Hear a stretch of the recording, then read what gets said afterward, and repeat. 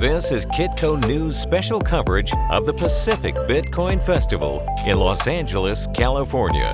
Hello, I'm Michelle Makori. Welcome back to our coverage of Pacific Bitcoin Festival in Santa Monica. We are continuing our conversation with Stephan Livera, Head of Education at Swan. Stephan, I want to focus now on an article that you wrote in Bitcoin Magazine in the beginning of this year titled Themes That Will Define Bitcoin in 2023. So let's go over some of these themes and forecasts and see where things stand right now and how they played out. And let's begin with regulatory overreach. That was one of the themes that you expected that we'd see in 2023. Now, I'm not so sure we're getting regulatory overreach per se. We are getting regulatory lack of clarity, potentially by design, to keep institutions and big players out of the space. But what's your read on where we are with the regulation right now? So I think I would say I probably missed the mark a little bit, being honest. I think I was, perhaps in my mind at the time, I was looking at some of the moves that were being made by the White House against Bitcoin at that time. I think there was a move saying to set up a crypto task force or something similar. And so I think in my mind, maybe I over-extrapolated a little bit on that. Senator Warren was leading the charge, still is, yeah. Yeah, so I think in my mind, I was sort of expecting a bit more on that angle. And we didn't see that. So in a way, that's been a pleasant surprise, a little bit. Now, of course, you could also look at the EU and the MiCA Markets in Crypto Assets Act. You could look at, let's say, the lack of approval of a Bitcoin spot ETF. So far. Yeah, so far. Although it seems that a lot of the experts are predicting in, let's say, 3 to 6 months that will come. I personally don't believe it happens this year, but maybe next year, I think, is the more likely scenario on that one. But I think basically, in a nutshell, I probably was a bit off the mark on that regulatory question. So the spot Bitcoin ETF, you say next year as in 2024 or 2025? 2024, yeah. Okay, yeah, that is the prediction that it'll probably happen in the first or second quarter of 2024, which would coincide with the halving cycle, which is expected in April. In April, yeah. So once that clarification happens, right, once the spot Bitcoin ETF is approved, and obviously we know that we've got the big players like BlackRock pushing for it, which is why people are suddenly more optimistic that it will be approved, considering that BlackRock has a near perfect record when it comes to ETF applications. What impact do you see that having on the regulatory environment? Yeah, so that's a good question. I think the industry is going to so there's the world we want to see and the world that I think is likely, right? So I think the world that I think is likely is there's going to be a lot of new money coming into Bitcoin, right? Because obviously that's going to open a lot of the floodgates per se. Now that also carries risks too. But on the regulatory front, I think because there will now be so many more people who are investing in Bitcoin through that spot ETF, let's say, BlackRock or whoever gets it first, and that will in turn spur a lot more conversation amongst the legislators in that class of people. And that, I think, in turn will sort of drive a lot more conversation around how should Bitcoin be custodied and how should services be done on this. So while I advocate for less regulation in terms of what should happen, what I think is likely to happen is sadly more regulation. But that would provide clarity, and that's what big institutions are looking for. Yeah, so they will see that as, oh, okay, the government has blessed it now. Okay, it's okay to buy some Bitcoin now. And so I think that will be a likely outcome, let's say early. Is that a catalyst for big price appreciation? Absolutely, I think so, yeah, because there will be a lot of people right now who, for various reasons, because they're not ready to, write down 12 words and self-custody their Bitcoin, they are looking for an easy way to buy it in their terminal, to buy it, to call up their financial guy and just, hey, get me some of this. It's going to be a lot easier. And I think as much as I want to drive the bottom-up adoption, and I believe that's really what matters the most longer term, this will drive a whole new round of interest. And then some of those people will then actually go and learn about, actually the ethos of Bitcoin rather than just sort of buying this ticker. I want to get back to the ethos of Bitcoin and whether this is actually a good development for the original mission. But for the people that are concerned with the price and the number go up people, as I like to call them, sure.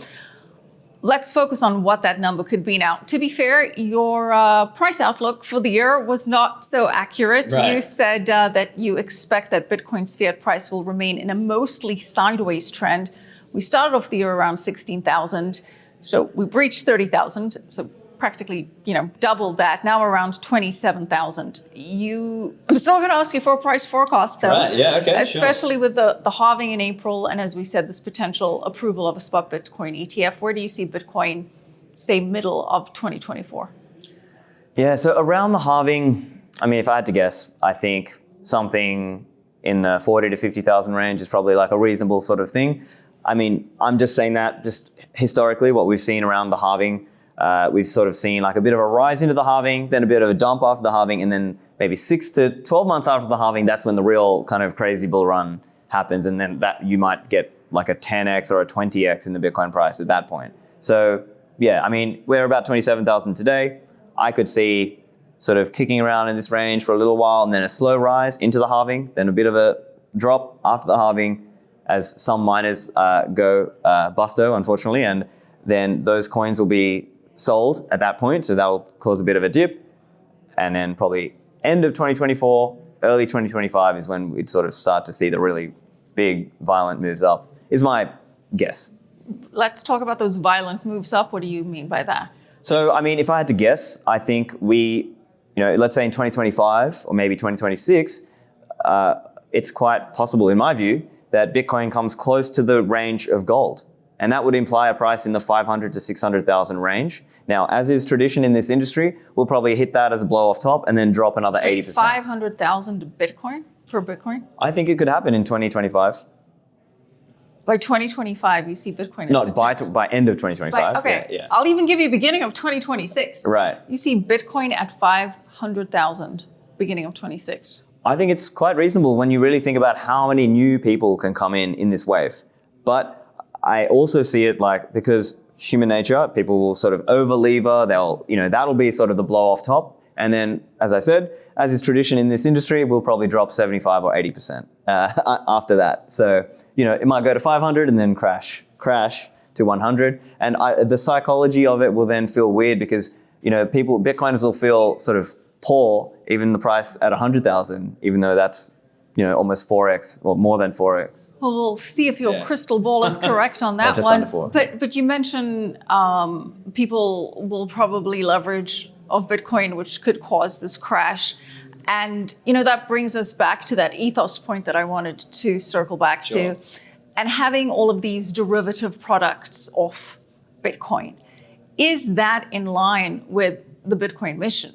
Satoshi Nakamoto, after 2008 crisis, where leverage brought down the whole system, that was part of the reason why he wanted Bitcoin. So if we have big players like BlackRock, world's largest asset manager, essentially centralizing custody of Bitcoin, if we have all these spin-off derivative products off Bitcoin that, again, people leverage off of collateral, it creates the same sort of bad human behavior that we're seeing in the fiat system.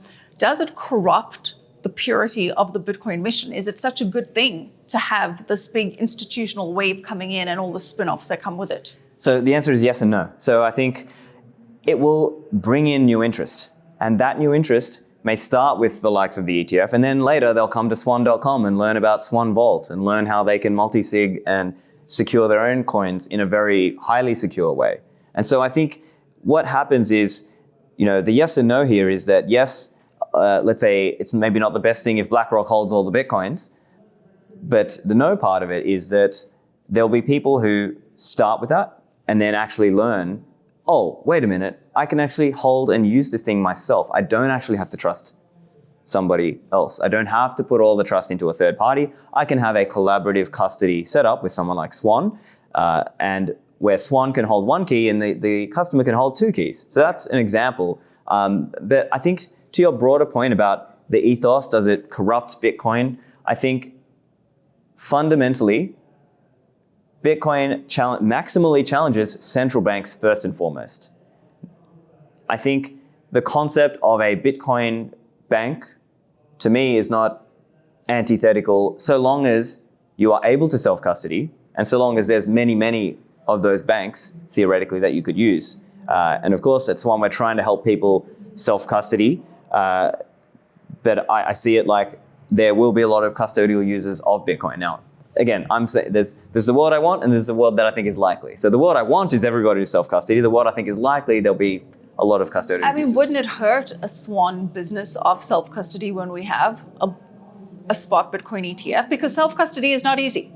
And for the same reason that a lot of people hold gold ETFs. Now, granted, taking custody of Bitcoin in many ways is way easier, simpler right? than taking custody of gold, right? But does it conflict with businesses like Swan to have a spot Bitcoin ETF that makes it so much easier for a retail investor to get exposure to the product? I think there will be a lot of work that can be done around marketing and messaging of, hey, don't leave your coins to somebody else, hold them yourself. Mm-hmm. And so I think that's something that we at Swan will be, obviously, when that sort of thing happens, I think we would be obviously out there trying to promote this idea. And I think part of it is just recognizing that if you really want this broader vision of a non-state money, then you need to take it seriously. And that means spending a bit of time to learn about self-custody. Now, the caveat here People are lazy. Yeah, of course. People are lazy, Stephan.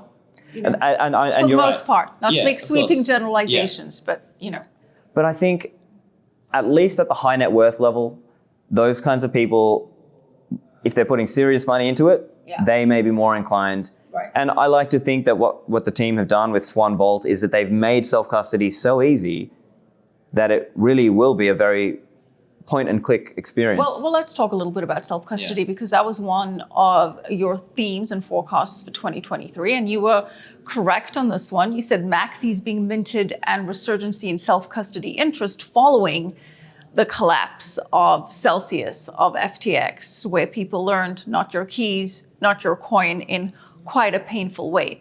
So we are seeing a transition towards people wanting to self-custody more. Talk us through that trend and where Swan comes in. Right, and so absolutely. So we are seeing more and more people who are learning the lessons of what happened with FTX, Celsius, BlockFi, and even in prior cycles like Mt. Gox and so on. Yeah. So the tooling has improved a lot and it is continually improving. So for example, multi-signature is a technology where you can have your keys distributed. It's not just one key, you can have 3 keys and in different locations. And so I think the popularization of multi-signature is going to come. And so in earlier years and in years gone by, it was more for the technical users and maybe people who were maybe at the custodian level, like big businesses would use multi-sig for their stuff. But now I think we are going to enter a new era where collaborative custody allows people to sort of be a hybrid, somewhere in the middle. They're not as self-sovereign or as private if they're doing it fully on their own, but it enables that next level of people. And I think what we've also seen is a lot more development in terms of easy mobile phone wallets even. So for smaller amounts, people can use a mobile phone and just get started in that way, right? It's literally writing down 12 words and you've got a Bitcoin address and you can receive coins there and that's your self-custodying.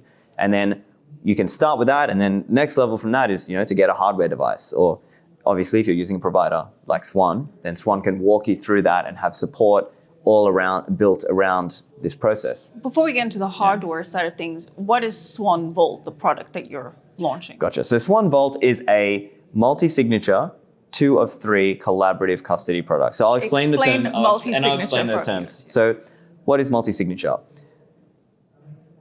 If you've used Bitcoin before, just in a simple setup, you've probably used single signature, meaning just one key to spend. With multi-signature, you can think of it like you have multiple keys and you need to use multiple of those keys, a quorum of those keys to spend, right? Maybe people have seen in the movies like the nuclear codes or whatever, you need 2 keys to launch or whatever.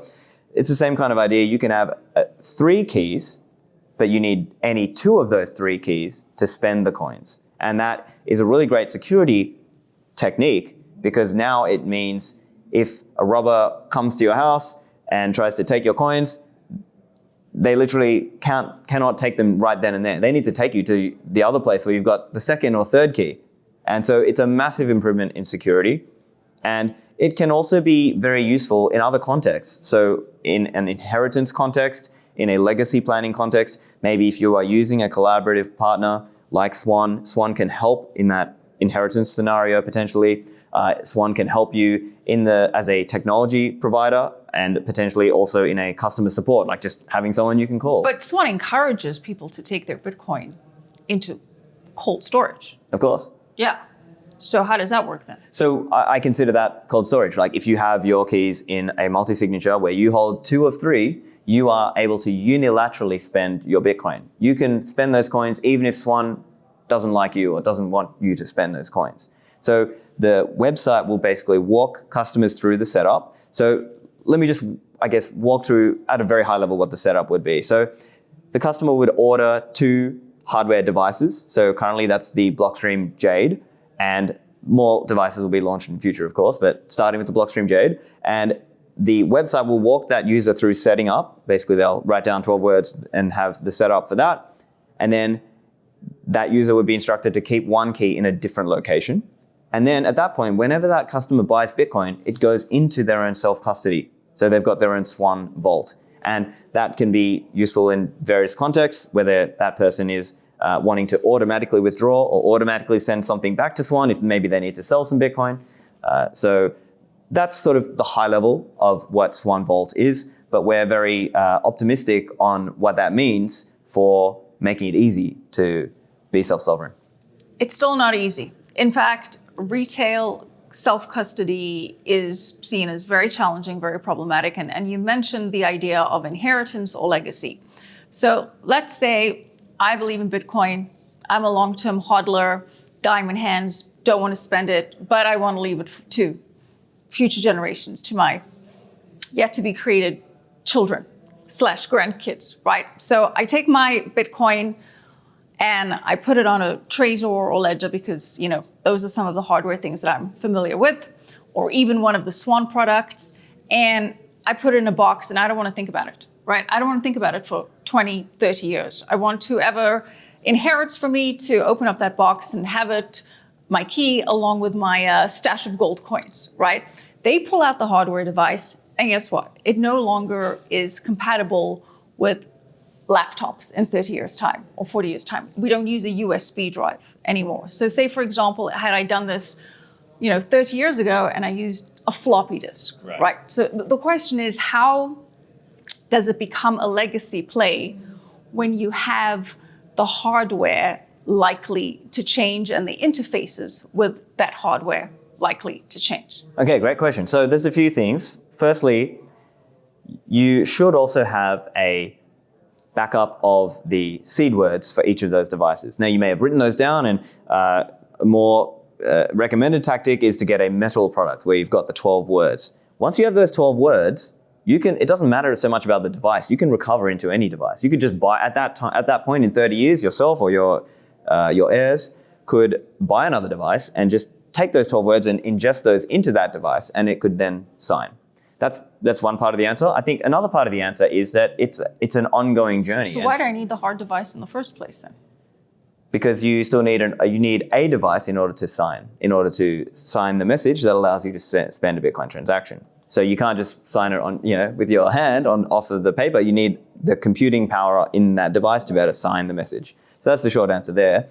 But also consider the fact that if you have a partner, in terms of the company, let's say that's Swan or somebody else, that they could be reminding you over time, oh, hey, you need to do a key check, let's say once a year or something like that. Or maybe, there's been an update in some of the software or whatever, or in the hardware, that maybe now it's time to think about upgrading your hardware because maybe the support is changing, or we don't use that USB cable anymore, we use USB-C or USB, whatever comes next. So I think it's a combination of those things that will allow you to still be self-sovereign, but have a partner who helps you on the way. And what about the actual interface, right? In terms of the software side of things. I mean, what can I expect in 40 years' time as an effective way of actually using my Bitcoin when we've seen platforms and exchanges disappear, right? So I want to convert it back to fiat. Well, if we haven't adopted the Bitcoin standard by then. Yeah, or maybe you need to spend. Maybe your heirs want to buy a house. Maybe they want to buy a house with Bitcoin, right? what can we expect in terms of a software interface or? Yeah, so let me explain this part. I think it's important for people to understand it's not the same thing as just kind of leaving your keys with Celsius or FTX. You hold the keys.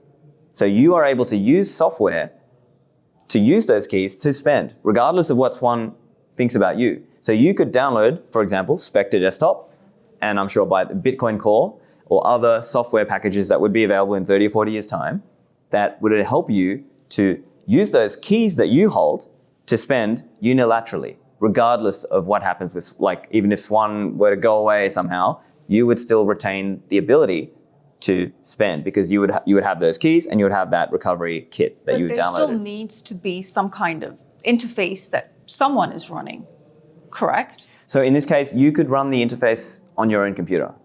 So for example, as part of the Swan Vault setup, you download a recovery kit PDF file and you could save that. You can have that on a USB stick or you could keep it in the cloud. It's up to you, depending on the trade-offs you're willing to consider. But you could then use that in the future to recover using the software. And so it's important to understand the keys themselves are portable. Even if the device no longer works in 30, 40 years, you could buy a new device and ingest those old keys into the new device and use the new device to spend your coins. So it's important to understand. I understand there's a little bit technical, there's certain aspects of this, but I think it's no different to learning to drive a car, right? I think we wouldn't say, there was a car crash, so I'm never going to drive. Or there was a car crash, so I'm only going to go in cars with professional drivers. Well, no, I think in most of the world, most adults, most able-bodied adults, they probably know how to drive, right? And yes, it took them some time to learn, and yes, there is risk. There are car accidents.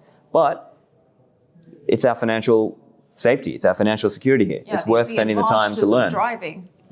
Far outweigh walking. The risks and the risks, because every time you get in a car, there's a risk we crash, but we take that risk because we need to. It's our modern day world. I think the world we're moving into is going to be the same kind of thing, where we will need to be able to learn how to use Bitcoin, and that requires a little bit of learning, but it's not so hard that an average everyday adult, or even many children could learn as well. I mean, cell phones, for example, Exactly. right? Cell phones were pretty daunting to my mother, when they Exactly. were first introduced. Now she's a whiz, Right, because they want to talk to you, or they want to talk to, they want to use the tool. Well, and using all the tools that a smartphone enables you to use. Okay, so we're talking about risks and risks of the future.